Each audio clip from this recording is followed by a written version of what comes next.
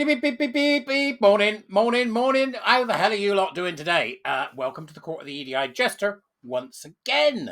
Here we go. Now, this is a stonking article that we're going to go through by Melissa Tort from the 31st of July in a section called Artillery Row from the Critic. So this is terribly interesting. The road to online hell is paved with good intentions. So yes, well worth visiting. Become a warrior teacher, buy me a coffee, usual stuff. Subscribe, like, please share. This is the other thing. We don't do enough reposting on X, apparently. I've been looking. Apparently we don't repost them on X and we don't share enough on YouTube. That's what happens if you want to get the algorithm sort of, giving it some. So let's have a gander and a little dabble, if you will, in Melissa's argument in this particular article. So, the road to hell is online hell is paved with good intentions. The Online Safety Act is a disaster for freedom and innovation by Melissa Tort. So Melissa says, what if a rogue AI impersonated a child and had sex with another child, a real one this time, while both were dressed as animals in a virtual reality chat room? Would it be rape, child sexual exploitation? Is there a bestiality element to consider? Who gets sued? The VR platform? The AI company? This was not a scenario I'd given any thought to, I imagine. I can't imagine that anybody would give that scenario any thought unless you were in the same position as Melissa's found herself. This was not a scenario I'd given any thought to until I was sitting on a round table with some of the finest legal minds in the House of Lords going over the umpteenth round of changes to the Online Safety Act. Now, this is particularly interesting because she was in the room, right? She was in the room. So this is real, straight from the horse's mouth. Not that I'm calling you horse there, no. Straight from the horse's mouth. So, since the release of its white paper in April 2019, the legislation then in draft has been overseen by 8 secretaries of state, 3 prime ministers, and 2 different sponsoring departments. Everyone involved wanted to leave their mark. The resulting 303-page act, what a waste of time, and the thousands of pages of codes of conduct that accompany it, thousands of pages, is a quite remarkable piece of legislation. Remarkable because it sacrifices both freedom of expression as we know it and Britain's hope of sustaining a world-leading tech industry to protect the innocence of a theoretical child in Tunbridge, Wales. Yet the story of the OSA is interesting and tragic, not just because of this law, shockingly bad though it is. It also shows yet again how very badly we are governed. Many ministers will tell you with much elation that the OSA was exciting because it was the first law of its kind. Countries across the world will be looking to us as a leading example. That's so British, right? That's so British. It's just insane. Even after all these years, we're 150 years from an extreme class system and we're still doffing our cap to people. Look what we've done. You might find this useful and might want to follow us. All right, blood, doffing your cap, We cap it down to the rest of the world. Look at how pure we are.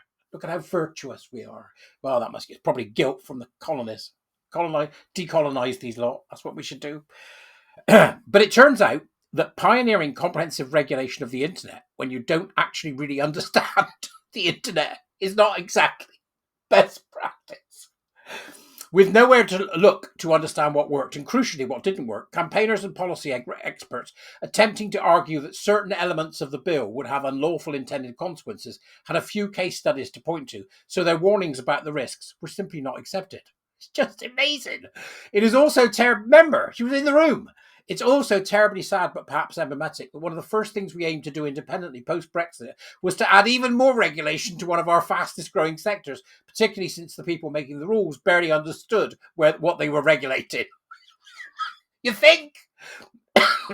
I think most of us barely understand what they're regulating. In one policy meeting I attended, a senior figure spent a significant length of time debating whether the internet was more like a town square or a cafe where the owner decides what patrons can discuss. It's just surreal. It's surreal on a scale I never thought I'd see.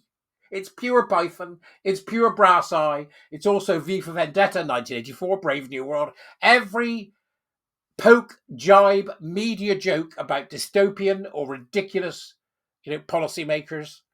This is just it. It's just insane. They had no coherent mental model for what the internet actually is, let alone how platforms function. In 2023, When the then digital secretary Nadine Doris arrived at a meeting with Microsoft, she asked when they were going to get rid of algorithms. This is real. Oh my God! The ignorance was exploited by campaign groups, often founded in deep and legitimate grief. The Molly Rose Foundation, for example, was set up in 2017 following the tragic loss of Molly, a 14-year-old who died from self-harm after viewing harmful content online. The organisation initially focused on suicide-related content, which made sense. However, it is now lobbying on the automation of risk assessment, the data implications of the US trade deals, and the economic case for a stronger Online Safety Act, having cemented its position as a group governments simply cannot go against. It's just extraordinary. Obviously, that was set up with the right feeling. These groups have to go, right? When they pass a law when something's gone wrong, do you know what I mean? These groups should not have any influence of any kind. They can lobby for their initial idea, and that's your lot. But that's not what happens. You end up with all these groups going round that have various grievances, whether they be absolutely legitimate or not. It can't allow to continue to go on. Indeed, where children were involved, many MP and peers simply lost all perspective. Brass Eye, anyone? Do you remember that wonderful scene in Brass Eye where they lined up all these members of the public and Chris Morris said to them, "Is it okay for my 28-year-old male son to have sex with the 13-year-old girl next door? Now she's 27."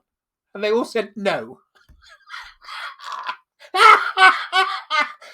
People lose their minds over this stuff. They can't think straight, and they should be identified as not thinking straight and then excluded from the argument. Absolutely insane. Absolutely insane. Comments were routinely thrown around about it being worth tech companies going bust if one child was saved, even if many of the children being saved were totally hypothetical edge cases, such as victims of AI impersonated children in virtual reality chat rooms. In other words, the people that put this together will end the internet to save one child. They are extremists on every level. Insane extremists in my book. I mean, you can tell me, but I think that's what that sounds like to me. This sounds like insanity on steroids. The legislation that emerged is accordingly staggeringly vague. Section 2's definition of content that is harmful to children encompasses anything that presents a material risk of the content having or indirectly having a significant adverse physical or psychological impact on a child of ordinary sensibilities. I've never met a child of ordinary sensibilities. How could you tell? Imagine meeting a child and going, "Nice to meet you, young man. Are you of ordinary sensibilities?" That's almost like something out of Dickens, isn't it? "And what manner of boy are you?" At any rate, this is utterly insane on every level.